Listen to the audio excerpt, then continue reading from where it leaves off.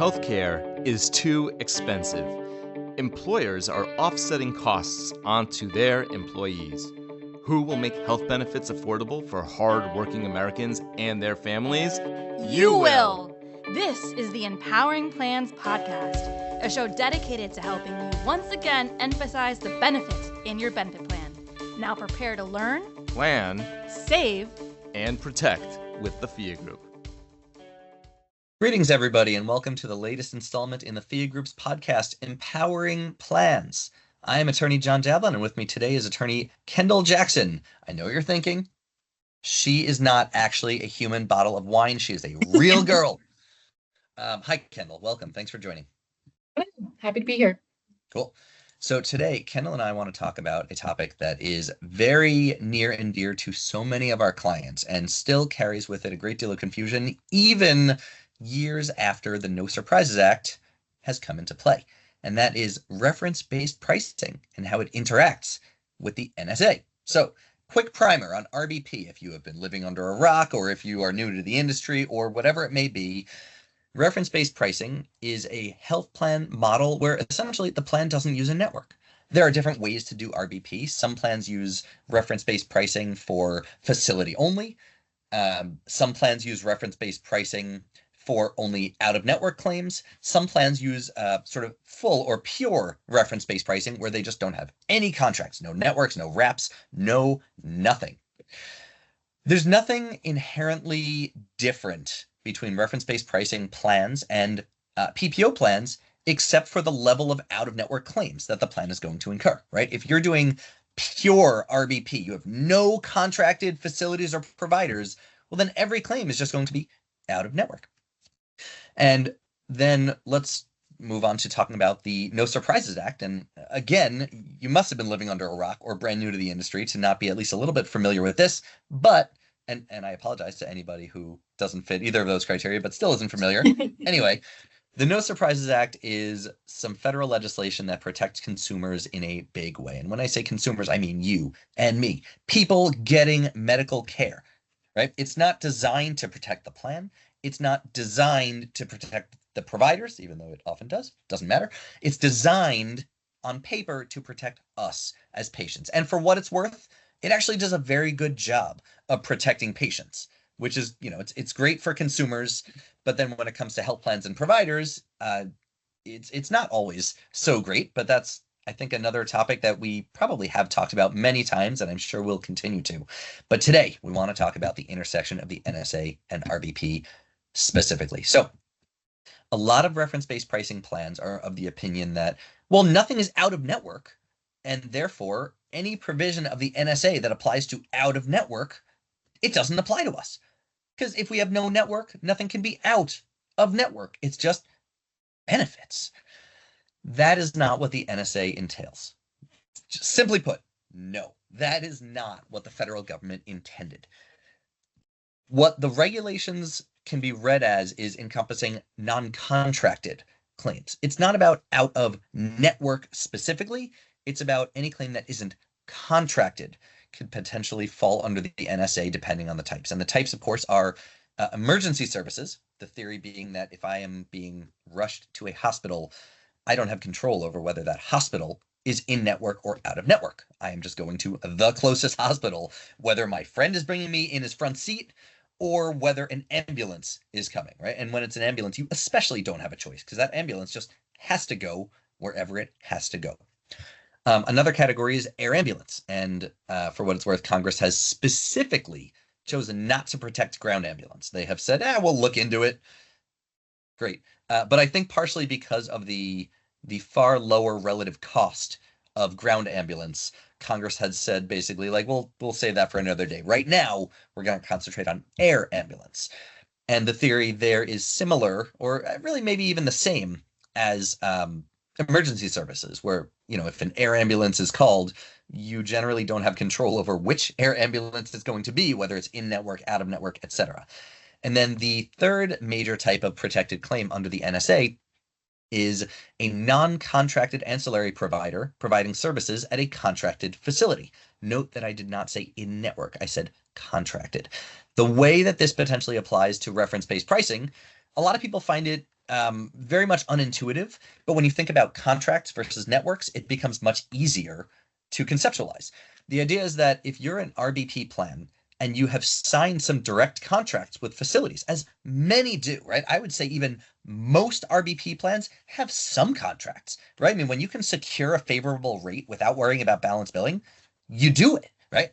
So if you, as a patient, if you are visiting a contracted provider, but then you're treated by a non-contracted physician at that facility, the NSA protects you because essentially you went in network, right? You went to a contracted facility. It is not your fault that the providers within that facility may have been out of network.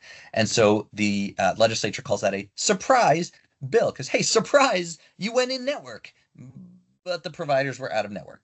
It's very annoying to all of us as consumers, and Congress did something about it. So that is the intro there. Kendall, how does the law impact RBP plans? What makes them special or not special? Yeah. So despite how RBP plans are structured, like John said, they are fully subject to the NSA. The NSA looks specifically at the type of claims rather than the plan type. So just because it's an RBP plan doesn't mean that it's exempt in any way. We're going to look at the claims specifically. And so within the NSA, the key benchmark is going to be the qualifying payment amount, known as the QPA, and that is used to determine the participants' cost sharing. The QPA is typically going to be the median in-network rate for a service, and you may say, okay, well, for RBP, we don't have in-network rates, so how do we determine this amount? So because there are no in-network rates, RBP plans generally have to use third-party data to calculate that amount. They have to go sort of to a different source to find some data to calculate that amount, which can add an administrative burden to a degree. But you also have the option, which is probably going to be much more feasible and better for you, is to use your TPA as the resource there and look at their whole block to obtain data that they have available to you so you can calculate that QPA without having to rely on a third party.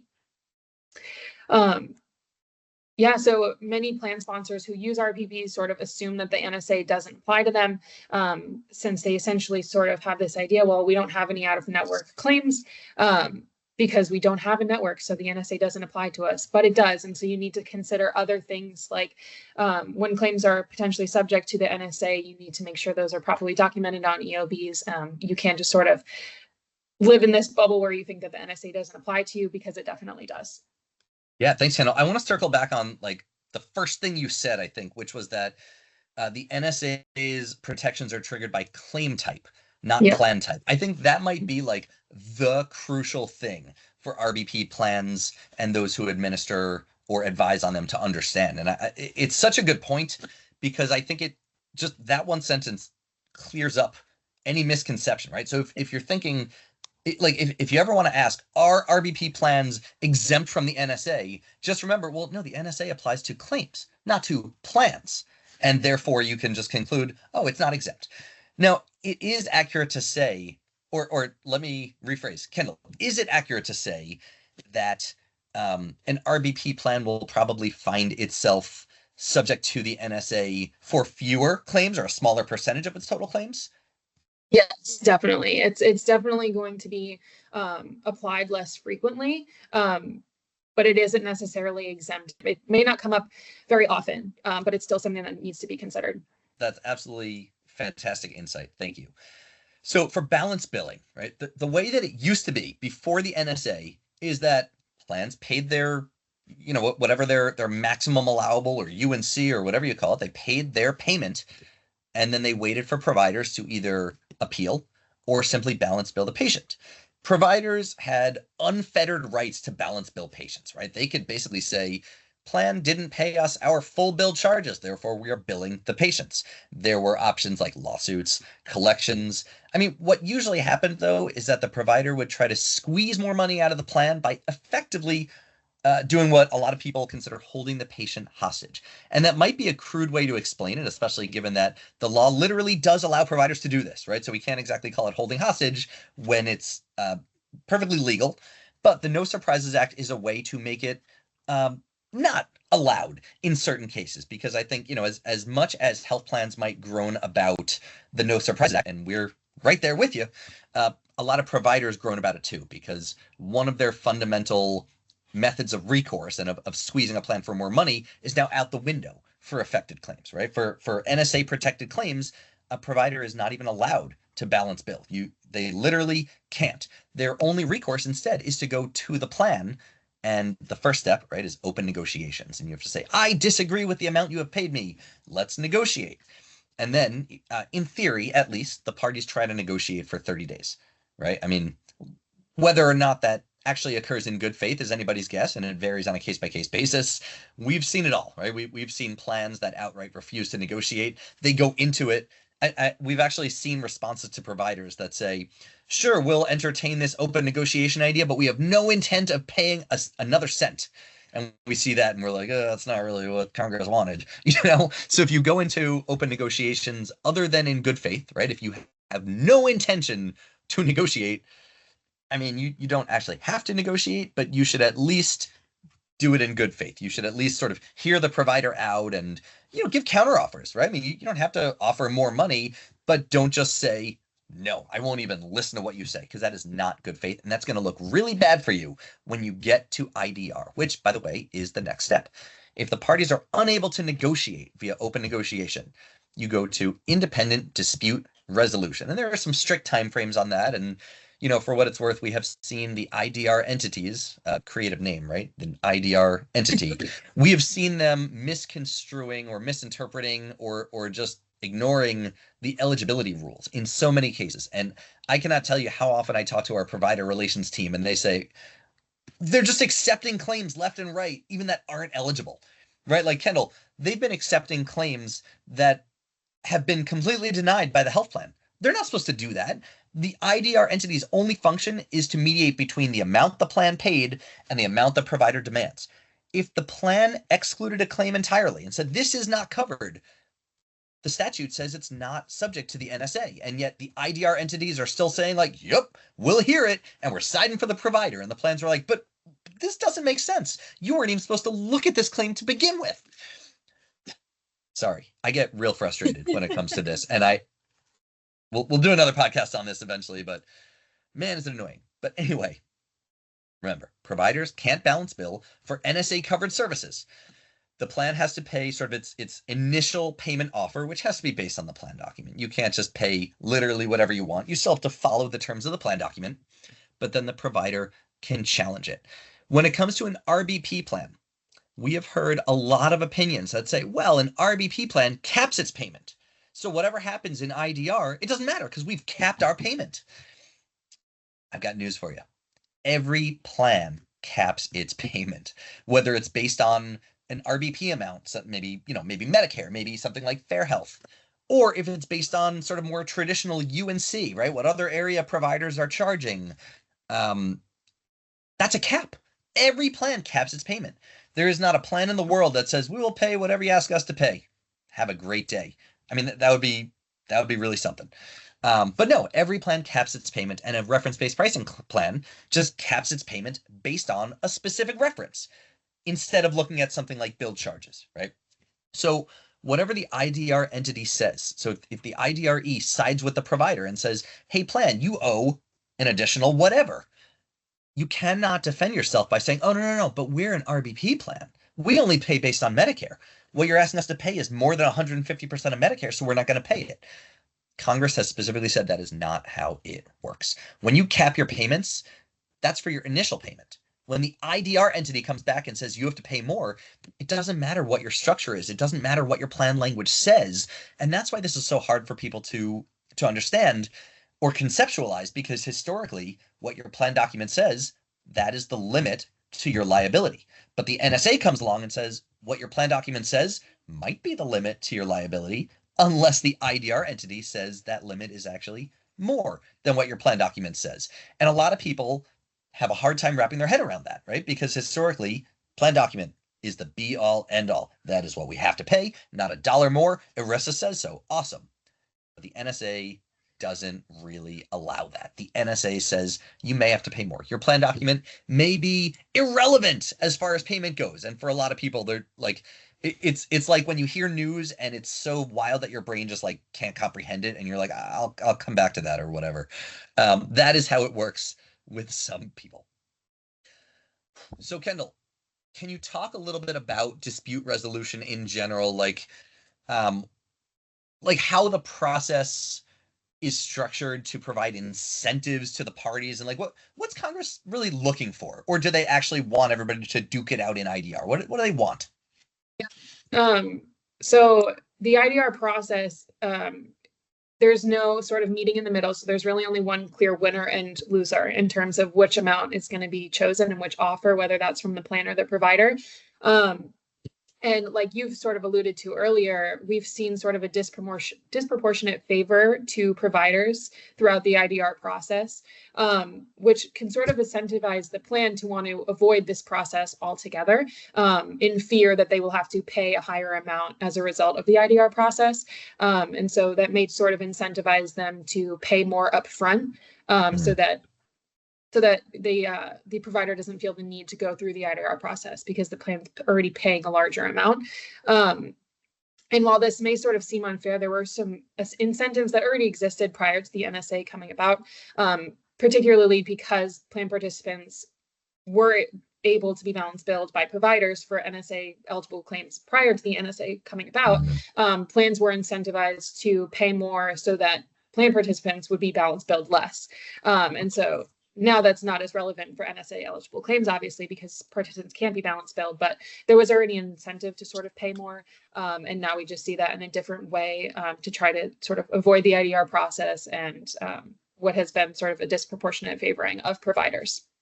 That's interesting. So it sounds like you're saying that the incentive that plans might have, not officially, right, but yeah, practically speaking, the incentive they have to pay more upfront is sort of the same incentive that RBP plans have historically had to pay higher amounts upfront. So like if you're paying $150 of Medicare, a provider is more likely to balance bill than if you paid them, say, $200 or $250 of Medicare, just because the more money you get, the less angry you're going to be, the less likely you will be to balance bill. That's interesting. So actually, I mean, in a weird way, it sounds like RBP plans might be better positioned to already be prepared for the practical realities of this situation than non-RBP plans, because non-RBP plans, they just sort of pay based on a framework. They don't sort of decide beforehand how much they're going to pay. They do look at bill charges and stuff like that. So that's interesting. So RBP plans are kind of already in the right mindset to work or to sort of game the NSA system to the extent possible. That's really interesting. So one thing I do want to note, IDREs, the arbitrator essentially is prohibited from taking into account bill charges or the plan's RBP-based payment parameters.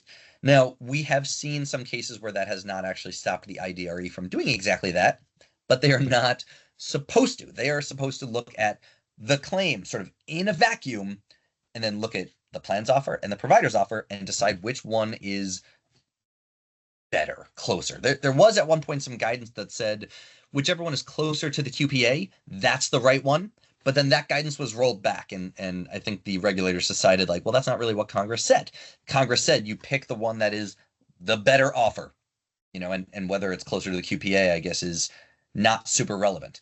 But just remember, capping the plan's payment via language does not protect a reference-based pricing plan from potentially having to pay more at IDR, just like it doesn't protect any other plan from having to pay more. And it's a very common misconception. We see a lot of plans being marketed as exactly that. You can absolutely cap all your claims costs, etc. And one of the big culprits is emergency claims, and because those are subject to the NSA,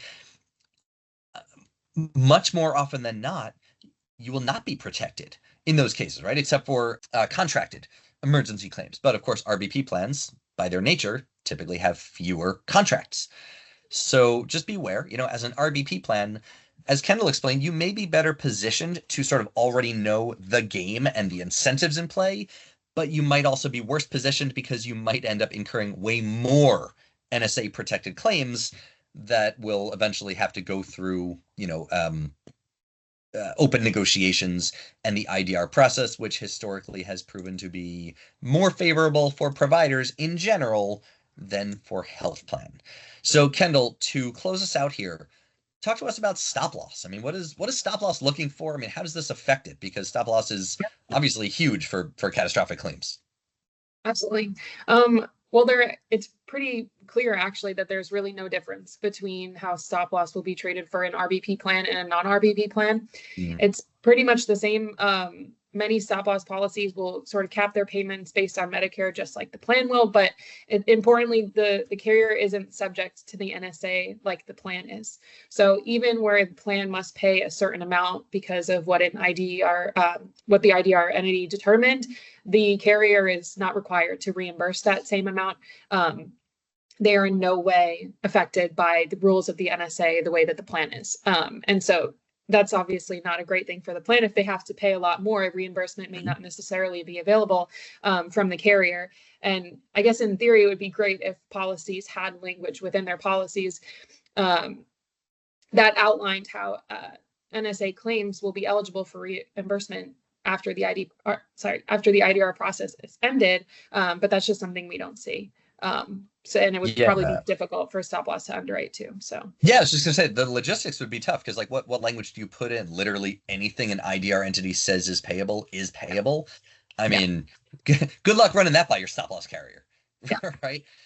So yeah, we are. I think it's safe to say we're expecting that carriers will eventually begin to add on a large scale language that somehow takes this into account. And we've seen a couple of carriers so far actually saying that we will reimburse IDR entity awards up to 250% of Medicare, 300, whatever it may be. But I don't expect that we will ever see language saying like, yeah, whatever happens, we're going to pay it. I mean, you might find the odd carrier that is amenable to that, but that's probably based on group size and sort of other risk exposure and lots of factors that I'm not a math guy. I can't even begin to figure that out. But it's worth a conversation with your stop loss carrier because these claims do happen. And especially if you are an RBP plan, these claims happen more often. So just be prepared, be aware, and be vigilant. And if there's anything the FIA group can help with, we will. So any closing comments, Kendall? I think you covered everything. Yeah, we look at stop loss policies all the time. And I think I can count on one hand the amount that I've seen even address the NSA at all. So yes. And not common. For whatever it's worth, even after the ACA was passed in 2010, it took carriers on the whole a good 3, 4, 5 years to put language in, even holding claims open for IRO reviews. And that law was even I would say easier to understand than this one. And it still took years before we really started seeing it on a large scale in stop loss policies. So we're any day now, but we're going to see what happens. So thanks, Kendall. This was great. And, on behalf of myself, John Jablon, and Kendall Jackson, thank you everyone for tuning in. And like I said, if there's anything FIA can help with, please let us know. We're happy to. Thanks.